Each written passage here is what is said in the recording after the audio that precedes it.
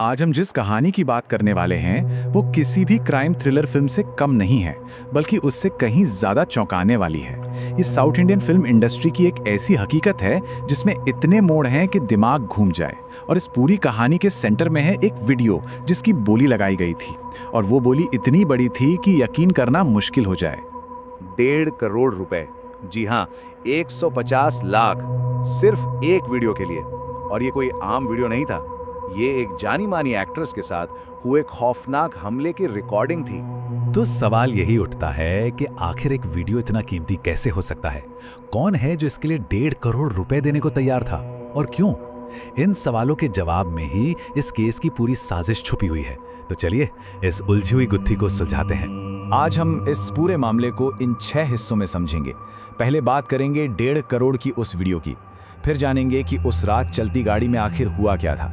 इसके बाद देखेंगे कि कैसे शुरुआती गिरफ्तारियां हुईं, फिर वो मोड़ जब एक सुपरस्टार का नाम सामने आया, इस सब के पीछे बदले की क्या कहानी थी, और आखिर में क्यों ये केस आज भी अनसुलझा है।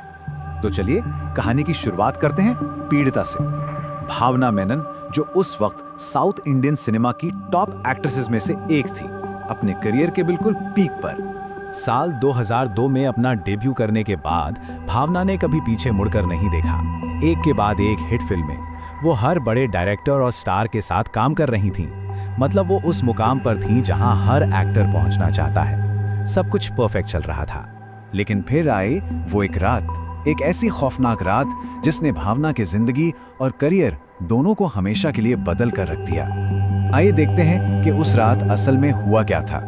तारीख थी 17 फरवरी 2017। भावना एक शूट से वापस कोच्चि आ रही थी। रात के करीब 9 बजे उनकी गाड़ी को पीछे से एक वैन टक्कर मारती है, और इससे पहले कि उनका ड्राइवर कुछ समझ पाता, 7 नकाबपोश लोग जबरदस्ती उनकी गाड़ी में घुस आते हैं। और अगले 2 घंटे, सोचिए 2 घंटे तक वो गाड़ी शहर में घूमती रहती है, और अंदर भावना के साथ बदसलूकी की जाती है, उन्हें टॉर्चर किया जाता है, और इस पूरी घटना को कैमरे पर रिकॉर्ड किया जाता है। इस पूरे खौफ के बीच भावना ने हिम्मत नहीं हारी। उन्होंने एक हमलावर का नकाब खींच लिया, और उसे देखकर वो हैरान रह गईं। वो कोई और नहीं बल्कि पल्सर सुनी था, एक ड्राइवर जिसे वो फिल्म सेट से पहचानती थी। जाते जाते सुनी ने उन्हें धमकी दी कि अगर वो पुलिस के पास गईं तो ये वीडियो पूरी दुनिया में लीक कर दिया जाएगा।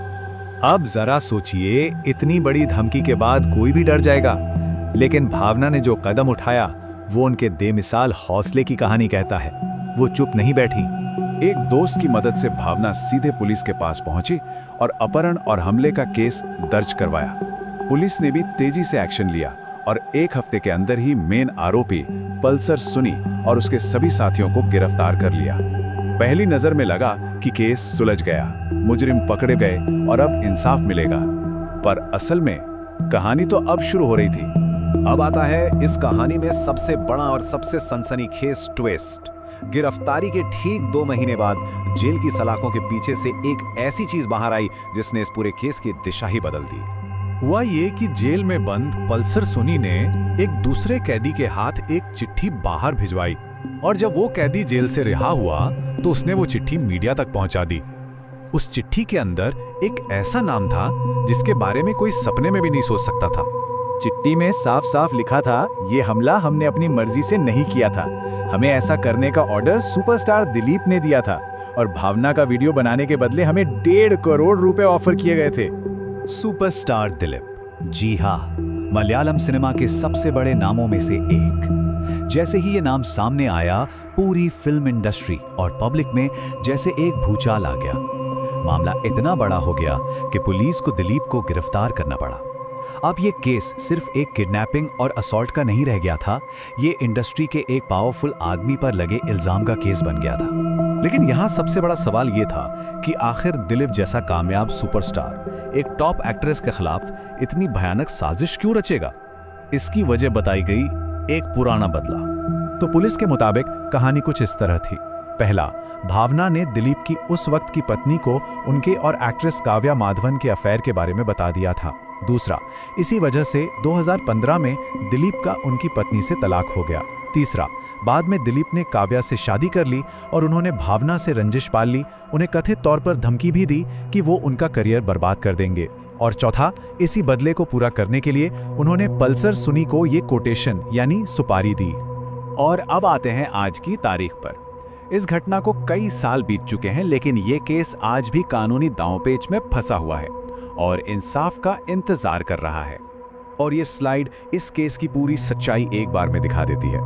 एक तरफ है भावना, जो आज भी अपने लिए न्याय की लड़ाई लड़ रही हैं, और दूसरी तरफ है दिलीप, जो गिरफ्तार तो हुए लेकिन सिर्फ 2 महीने में ही जमानत पर बाहर आ गए।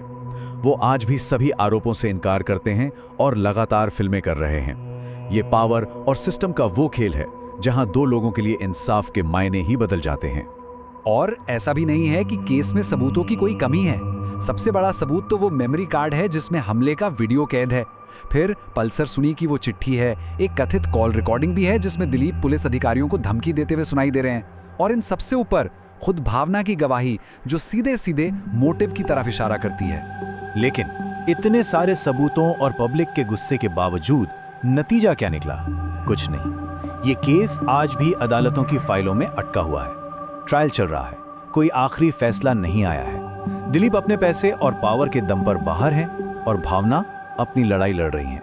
तो आखिर में एक बहुत जरूरी सवाल सामने आता है, और ये सवाल मैं आप सबके लिए छोड़ रहा हूं। जब कटघरे में शोहरत और ताकत खड़े हों, तो क्या इंसाफ की उम्मीद करना भी बेमानी है?